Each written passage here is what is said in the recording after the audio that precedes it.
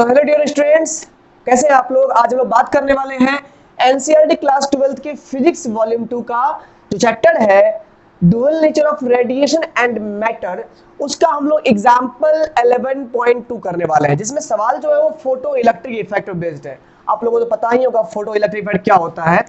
जैसे कि यहाँ पर कि कोई मेटल रहता है, जैसे कि यहाँ पर कोई मेटल है, मान लीजिए इस मेटल पर जब कोई एक सर्टेन फ्रीक्वेंसी का अगर कोई रेडिएशन यहां पर डालते हैं, कुछ फ्रीक्वेंसी का radiation, that means H new energy कुछ डालते हैं, तो यहां से कुछ क्या होता है कि कुछ इलेक्ट्रॉन्स पहले तो मेटल से निकल कर सरफेस पर आते हैं और फिर सरफेस से बाहर कुछ काइनेटिक एनर्जी के साथ इमिट होना स्टार्ट कर देते हैं। ठीक है, इतना होता है फोटो इलेक्ट्रिक इफेक्ट। लेकिन इतना ही काफी नहीं, बहुत कुछ इसमें बातें हैं। इसमें और क्या बातें हैं, तो सारे मेटल, कुछ मेटल ढीठ होते हैं। ढीठ समझते हो? ढीठ मतलब ये होता है कि तुमको बार बार कह रहे हैं पढ़ो पढ़ो पढ़ो, लेकिन पढ़ नहीं रहे हो। कोई आदमी एक बार बोलने से ही पढ़ने लग जाता है, कोई आदमी 10 बार बोलते हैं तब पढ़ना शुरू करता है। मतलब कि कुछ कुछ आदमी क्या होती है टेंडेंसी, कुछ एनर्जी पहले गेन करेगा, जब तक गेन नहीं करेगा अपने उस एक maximum value of energy gain नहीं करेगा, तब तक वो कुछ काम करेगा ही नहीं। तो वो उतना एनर्जी उसको देना पड़ता है, उतने से वो केवल एक्टिवेट होता है। चलो ठीक है, अब बोलोगे पढ़ने बैठो ना, अब वो पढ़ने बैठेगा। मतलब यहां पर ये हो गया कि कुछ सर्टेन अमाउंट में उसको एनर्जी देनी पड़ती है, उसके बाद जाकर के काम करना शुरू करता है। ऐसा ही मेटल भी होता है कि कुछ पहले रेडिएशन की कुछ एनर्जी को पहले वो एब्जॉर्ब करते करते करते करते एक्टिवेट करते रहता है अपने को। एक्टिवेट जब कर लेता है तो फाइनली जितना इसका एनर्जी होता है वो मिनिमम एनर्जी जहां से वो एक्टिवेट हो जाता है ना, कि जितनी एनर्जी पाके वो एक्टिवेट हो गया, कम से कम उतनी एनर्जी डालनी ही पड़ेगी, तभी जाकर के फोटो इलेक्ट्रिक इफेक्ट यहां से हो सकता है। तो उतनी एनर्जी, मान लो कि 10 जूल इसकी है वो एफिशिएंसी, वो एनर्जी है, तो 10 जूल तुम एनर्जी दोगे ना, तो ये इलेक्ट्रॉन केवल बाहर निकल के सरफेस पर आ जाएगा। कोई काइनेटिक एनर्जी भी इलेक्ट्रॉन में नहीं है। हाँ, 10 से तुम 11 जूल एनर्जी दे दिया तुम, तो 1 जूल के बराबर एनर्जी जो है ना वो काइनेटिक एनर्जी में कन्वर्ट हो जाएगी, और इलेक्ट्रॉन 1 जूल से काइनेटिक एनर्जी दौड़ना शुरू कर देगा, इससे दौड़ेगा। तो बात यहां पर ये भी बात हो गई। चलो ठीक है, तो उस एनर्जी को बोलते हैं, जो मेटल की जो वो एनर्जी होती है, जितनी एनर्जी तक जो है फोटो इलेक्ट्रिक इफेक्ट नहीं होता है, उसके बाद ही होना शुरू हो जाता है, उस एनर्जी को बोलते हैं थ्रेशोल्ड एनर्जी, या फिर यहां पर मेटल का वर्क फंक्शन भी बोलते हैं, जिसको आप लोग एच न्यू नॉट या फाई नॉट से इंडिकेट कर सकते हो। इसे वर्क फंक्शन बोलते हैं। और यहां सवाल दिया हुआ है, the work function of caesium is 2.14 electron volt. और ये हमारा अगर सीजियम मेटल हो तो इसका वर्क फंक्शन दिया हुआ है, that means H new not का वैल्यू दिया हुआ है, ये दिया हुआ है 2.4 इलेक्ट्रॉन वोल्ट। ठीक है, electron volt is the unit of energy. ठीक है ना, ये यहां पर सीजियम के लिए दिया हुआ है। अब यहां पर एक बात और है कि अगर 1 जूल, आपने मान लीजिए हम 10 जूल की बात कर रहे थे, 10 जूल एनर्जी इसका वर्क फंक्शन था, और हमने दिया कितना था, 11 जूल दिया था। तो 11 जूल हम एनर्जी दिए यहां रेडिएशन के फॉर्म में, 10 तो वो सोख लिया, एब्जॉर्ब कर लिया। 1 जूल एनर्जी के बराबर यहां से इलेक्ट्रॉन काइनेटिक एनर्जी बन के निकला। ये काइनेटिक एनर्जी क्या हो गया, तो काइनेटिक एनर्जी उतनी ही एनर्जी होगी जो टोटल आप एनर्जी दे रहे हैं, एच न्यू एनर्जी दे रहे हैं, उसमें से माइनस कर दीजिए मेटल का जो यहाँ पर वर्क फंक्शन है एच न्यू नॉट और फाई नॉट जो लिखते हो, ये जो वर्क फंक्शन है इसको माइनस कर दो, तो जो एनर्जी बचेगी, यानी 11 दिया 10 ले लिया, 11 माइनस 10 जो बचा 1 जूल एनर्जी, उस 1 जूल एनर्जी से ही इस इलेक्ट्रॉन की काइनेटिक एनर्जी बनेगी, और काइनेटिक एनर्जी का फॉर्मूला यही हो गया। देखो बात में इतना कुछ हो गया। अब एक बात और है, अगर ये जो 1 जूल एनर्जी से इलेक्ट्रॉन भागे आ रहा है, अगर हम यहां से एक इलेक्ट्रिक फील्ड अप्लाई कर दें, और बिल्कुल उतनी ही एनर्जी का, अगर हम यहां पर 1 वोल्ट का यहां पर पोटेंशियल डिफरेंस रख दिए इलेक्ट्रिक फील्ड में, तो 1 वोल्ट इलेक्ट्रिक फील्ड में यहां पर जो यहां टोटल जो एनर्जी होगी वो charge into potential difference energy होता है। तो 1 इलेक्ट्रॉन वोल्ट मान लीजिए यहां से एनर्जी हम डालना शुरू कर दिए, ध्यान दीजिए यहां पर। तो जैसे कि मान लो कि सपोज कर लो कि यहां से हम 1 जूल ही एनर्जी इधर से अप्लाई करना शुरू कर दिए, इसको बोलते हैं रिटार्डिंग पोटेंशियल। इस इलेक्ट्रिक फील्ड के कारण से क्या होगा, यहां पर ये जो इलेक्ट्रॉन इधर से आ रहा है ना, इसके पोटेंशियल यहां पर होने के कारण से ये इलेक्ट्रॉन नहीं आना चाहेगा, मतलब रुकेगा। तो ये जो पोटेंशियल यहां से अपोजिट डायरेक्शन से लगता है, जो कि इलेक्ट्रॉन को रोकता है, उसको रिटार्डिंग पोटेंशियल बोलते हैं। ठीक है ना, तो ध्यान दो यहां पर, अगर इलेक्ट्रॉन 1 जूल एनर्जी से आ रहा है और हम 1 जूल एनर्जी से ही रिटार्ड अगर करने लगे तो इलेक्ट्रॉन बिल्कुल रुक जाएगा, एबेन करेगा। अगर हम यहाँ पर देखो इलेक्ट्रॉन आता है 5 जूल एनर्जी से और हम अगर पोटेंशियल इधर लगाते यहाँ पर 1 जूल का, तो 1 जूल से 1 जूल मर जाता, 4 जूल फिर भी इलेक्ट्रॉन जिंदा रहता और इलेक्ट्रॉन भागते भागते आता यहाँ पर सट जाता। लेकिन अगर यहाँ पर 5 जूल है, यहाँ से हम 10 जूल लगा रहे हैं तो इलेक्ट्रॉन सुचमुन करेगा, उधर से आ रहा है यहाँ पर बच्चा बदरू, यहाँ पर से द ग्रेट खली जा रहा है, तो नहीं समझे, तो वहां इलेक्ट्रॉन निकलने का हिम्मत नहीं करेगा। तो यही बात है, कम से कम कितनी रिटार्डिंग पोटेंशियल पर इलेक्ट्रॉन रुकेगा, तो जितना इलेक्ट्रॉन में काइनेटिक एनर्जी है उतनी ही एनर्जी के बराबर तुम पोटेंशियल अप्लाई यहां से कर दो तो इलेक्ट्रॉन रुक जाएगा, जीरो हो जाएगा, ना ही इलेक्ट्रॉन उधर जाएगा ना ही इधर आएगा, रुक जाएगा वहीं पर, सरफेस पे रुक जाएगा इलेक्ट्रॉन, एबेन करेगा इलेक्ट्रॉन। तो यही होता है रिटार्डिंग पोटेंशियल। और सवाल भी यहां पर यही कह रहा है, पहले तो द थ्रेशोल्ड फ्रीक्वेंसी निकालो सीजियम के लिए, यानी एच न्यू नॉट तुमको दिया हुआ है वर्क फंक्शन, यहाँ पर ये न्यू नॉट को ही बोलते हैं threshold frequency. H new not को थ्रेशोल्ड एनर्जी या वर्क फंक्शन बोलेंगे, यहां से न्यू नॉट निकाल लेंगे, इसमें एच से डिवाइड करके तो निकल जाएगा थ्रेशोल्ड फ्रीक्वेंसी। पहला तो बहुत ही आसान सवाल है। दूसरा सवाल कहता है the wavelength of the incident light, ये वेवलेंथ जो इंसिडेंट लाइट जो हम डाल रहे हैं यहां पर, और इसमें जो ये जो hc/λ होगा, ये जो वेवलेंथ है इस लाइट की वो निकालिए। अगर यहां पर the photo current is brought to zero by stopping potential of 0.60 volt, अगर हम इसके द्वारा निकाले गए इलेक्ट्रॉन को 0.60 एक रिटार्डिंग पोटेंशियल, इतना वोल्ट का रिटार्डिंग पोटेंशियल अप्लाई करके अगर हम इलेक्ट्रॉन को यहां पर रोक देते हैं, तो यहां पर बताइए कि इस इंसिडेंट लाइट की वेवलेंथ क्या है। तो इसी इक्वेशन से बनेगा, यहां पर यही इक्वेशन से बनेगा, बड़ी एकदम ध्यान से देखिएगा अच्छे से। तो सवाल यहां पर यह है कि पहला तो हमारा यहां पर ए नंबर का सवाल हम लोग पहले कर लेते हैं, उसके बाद हम लोग बाद में बात करेंगे। ए नंबर सवाल कहता है यहां पर थ्रेशोल्ड फ्रीक्वेंसी निकालो, यानी न्यू नॉट निकालो। तो न्यू नॉट क्या हो जाएगा, आपने देखा यहाँ पर एच न्यू नॉट जो हमें दिया हुआ है वर्क फंक्शन मेटल का, यानी कि जो फाई नॉट दिया हुआ है वो कितना दिया हुआ है 2.14 इलेक्ट्रॉन वोल्ट।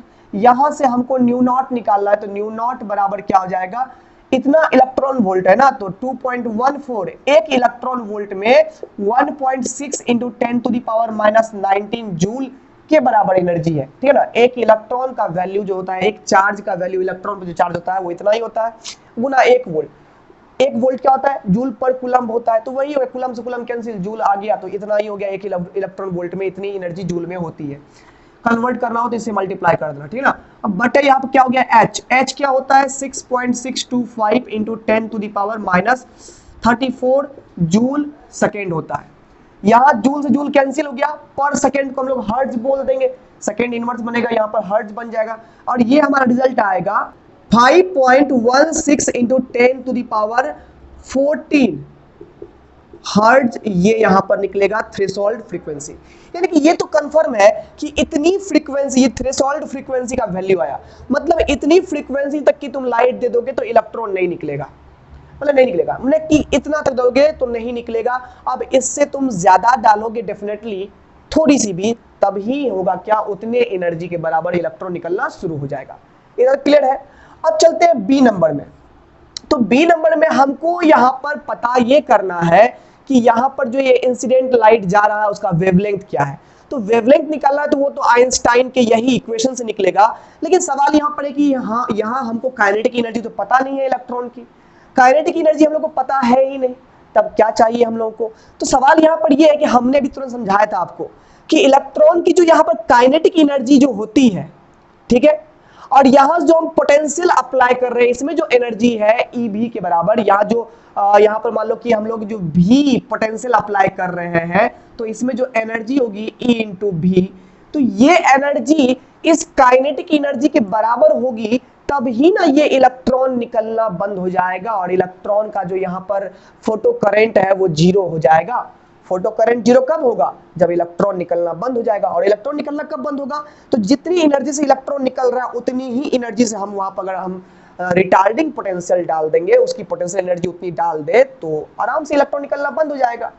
तो स्पष्ट है यहाँ पर कि यहाँ पर जो है बिल्कुल हमारे पास जो 0.60 वोल्ट जो यहाँ पर एनर्जी है, पोटेंशियल डिफरेंस है, तो 0.60 इलेक्ट्रॉन वोल्ट जो यहाँ पर एनर्जी होगी, ठीक है ना, तो उतनी एनर्जी ही इस काइनेटिक एनर्जी की बराबर होगी, तब ना यहाँ पर इलेक्ट्रॉन निकलना बंद हो गया। तो यहाँ पर एक हिंट दिया हुआ है कि काइनेटिक एनर्जी तुम तो नहीं जानते हो, लेकिन जो यहाँ जान लो कि जो हम रिटार्डिंग पोटेंशियल लगा करके यहाँ पर फोटो करंट को जीरो कर रहे हैं वही काइनेटिक एनर्जी है, क्योंकि हम जान चुके हैं कि जितनी काइनेटिक एनर्जी होती है उतनी ही अगर पोटेंशियल हम अप्लाई कर दे रिटार्डिंग पोटेंशियल तो यहाँ पर इलेक्ट्रॉन निकलना बंद हो जाएगा, फोटो करंट जीरो हो जाएगा। तो यानी कि जो काइनेटिक एनर्जी वही यहाँ पर पोटेंशियल एनर्जी इस रिटार्डिंग पोटेंशियल की। तो डेफिनेटली यही काइनेटिक एनर्जी के प्लेस पर हम लोग यहाँ लिख सकते हैं पोटेंशियल एनर्जी, लिख सकते हैं पोटेंशियल एनर्जी ऑफ रिटार्डिंग।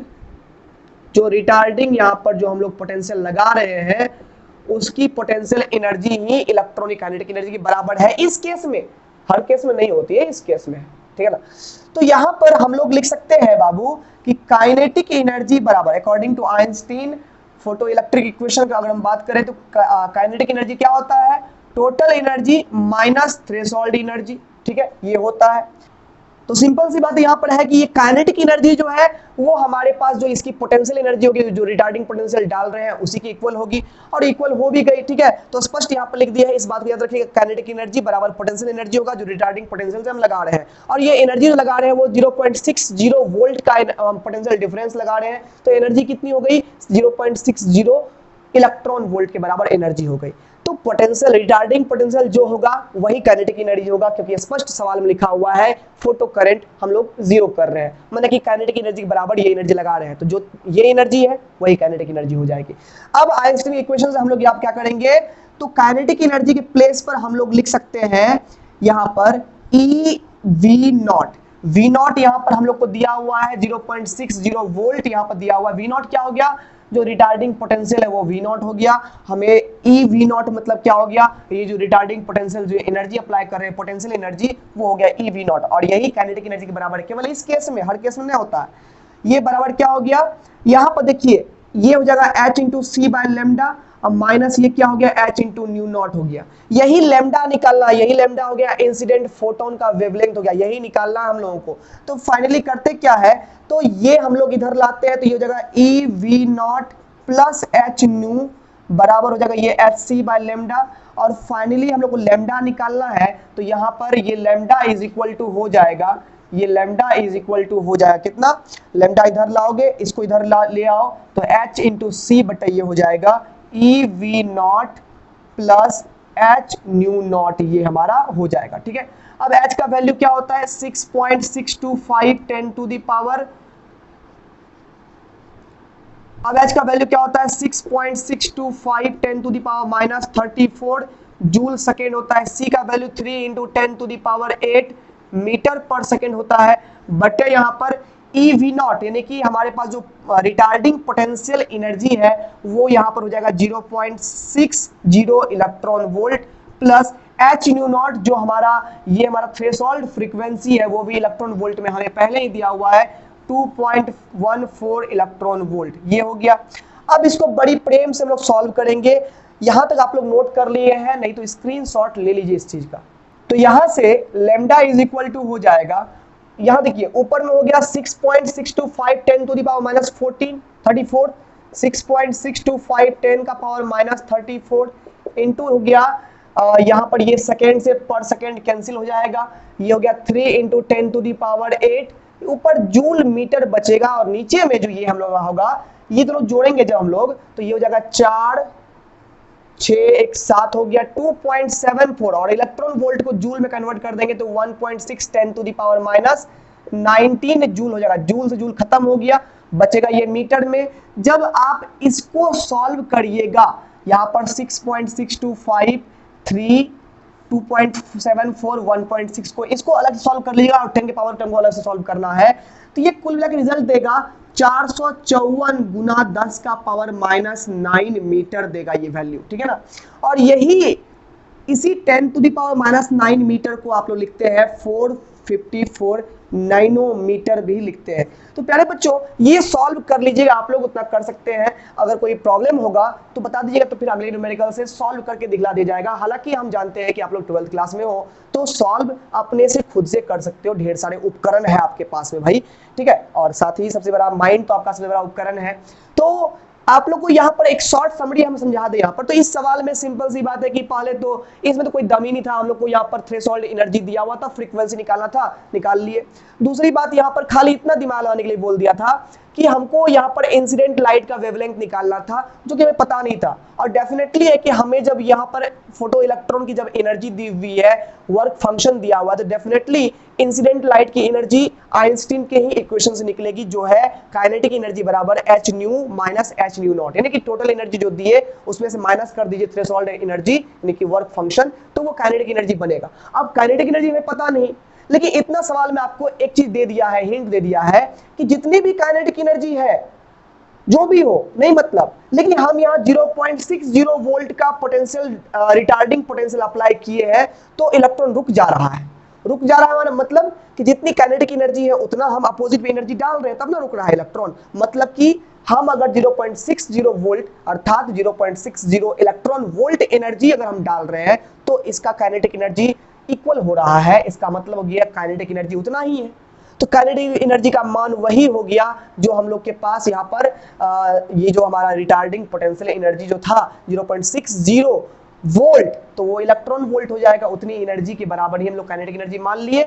फिर यहाँ इसी इक्वेशन से हम लोग सॉल्व करते करते फाइनली वेवलेंथ इंसिडेंट लाइट का प्राप्त कर लिए। आई होप आपको समझ में आया होगा।